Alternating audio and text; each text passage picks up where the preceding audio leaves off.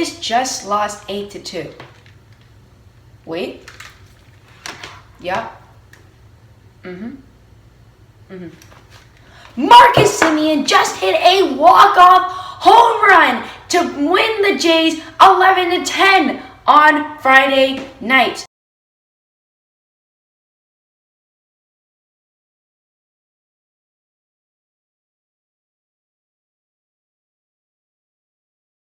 Welcome back to the Blue Jays recap. I'm Hero7 and this is another episode of our Blue Jays game recap. Like you heard in the intro, the Jays were down 8-2 in one point of the game, but came back in the bottom of the ninth as Marcus Semien hit a 3-run home run to make the Jays win the game. And Lourdes Gurriel Jr. had a game-tying grand slam in the 8th inning of that game. And man, that was probably the Jays' most exciting game of the year.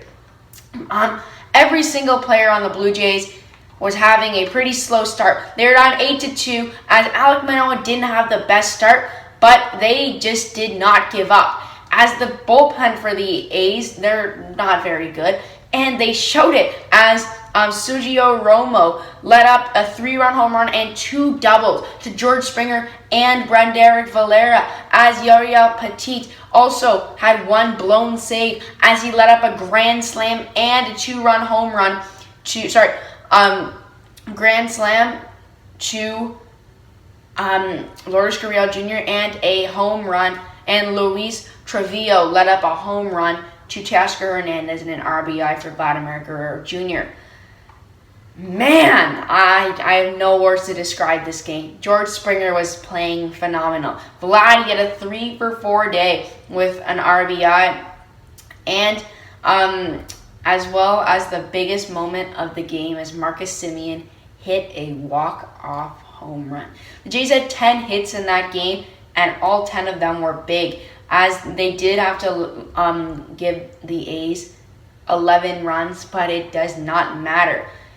It was the first inning as the Jays started really struggling there, as they weren't best in the start. They weren't the best in the start of the game by no means, but they just kept on fighting. Right now, they are 5 games out of the wild card, but only 1 behind Seattle and 2 behind Oakland now. In the top of the first inning, Matt Chapman did have a RBI that went off the wall. He got a double as the Oakland Athletics put it 2-0. Then it was Teoscar Hernandez, though, to get him back with a 2-run home run off of Sean Maikana to make it 2-2. And then here comes all the scoring. Matt Olson, Tony Kemp, all make it 6-2. But then Randal Grichuk makes a terrific play as he just caught it on an almost Kevin Pillar type play at the wall, as they don't let up a run until Matt Chapman and Tony Kemp have some more RBIs. But this is where everything starts going well for the Blue Jays. This is easily the turning point where Vladimir Guerrero Jr. had an RBI double to give the Jays a 8-3 deficit. But then Alejandro Kirk works out a count from 0-2 to 4-2, from 4-2 to give the Jays a walk, and as they made it 8-4. And then it was Lourdes Gurriel Jr. who had a game-tying grand slam with the bases loaded in the top of the 8th inning, and the crowd was exploding as that was a huge home run for him. And man, all the Jays' hopes just got let up after this, as Mark Canha had a go-ahead home run off of Jordan Romano to make it 10-2. Everyone's mad. They're thinking, oh, they're done. They don't win.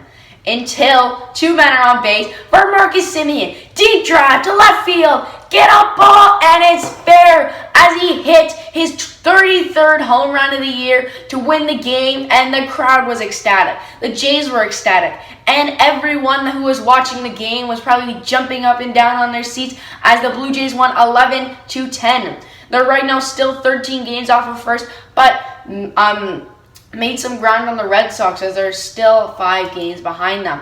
Doesn't matter though. That game's big for the wild card, and if they can get this next game, it will be even bigger. It's going to be Jose Barrios on the mound, who had an amazing start against the Tigers his last time. He went 7 innings, let up only 1 run on 11 strikeouts, 1 off of his career high. And if he can pull this off against this A's team, man, it could be good, because the offense is looking like they can score some runs in scoring position now, as they scored all their runs with guys in scoring position. So that's a huge plus for the Blue Jays. And you have Barrios on the mound versus Paul Blackburn, who's a bullpen pitcher, who's an 0-1 record, but has a 2.81 ERA with only 9 strikeouts, though with a 1.19 WHIP. He has not pitched a lot. He's a bullpen pitcher and only has 3 games pitched right now, so he's a pretty unexperienced player. If they can get some hits off of this guy, this could be another exciting game.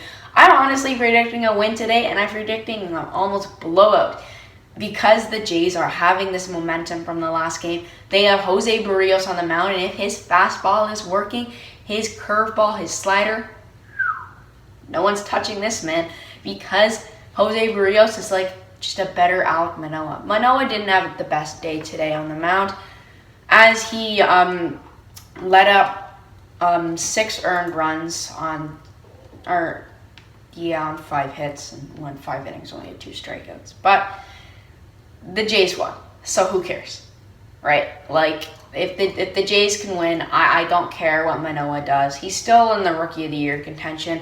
That didn't go for him as a win, but Jordan Romano picked up the win, but also picked up a blown save. So I don't understand it, but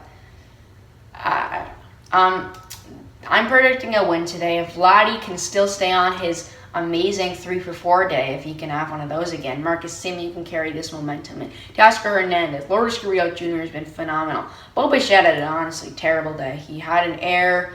He didn't really do much. I mean, he went 1 for 3, though, with 2 strikeouts. Wasn't amazing, but Lourdes Gurriel Jr. went 1 for 4 with a grand slam. So that's all that really matters. And the Jays won the game. If they can shut down Matt Olson, Starling Marte, I think Starling Marte actually might be out for a while, because he did get hit by a pitch by Alek Manoah. He hit 2 guys in the same inning, which was kind of scary for him. But I don't know. I think he's going to be out. But if they can shut down Jed Lowry, Matt Olson, those kind of guys, I think they'll be okay. And I think Barrios has the talent to do that, as he has been in these situations. And if he can help the Jays win this game, that will be a probably even bigger game, because they'll put the Athletics in 1-game contention for the wild card. And if the Seattle Mariners can lose their game too, which again will be huge, because the Mariners, we kind of need them to lose, but they are playing the Diamondbacks, which kind of bums us out because they're not very good.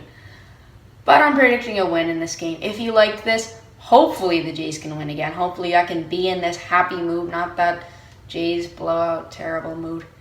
Have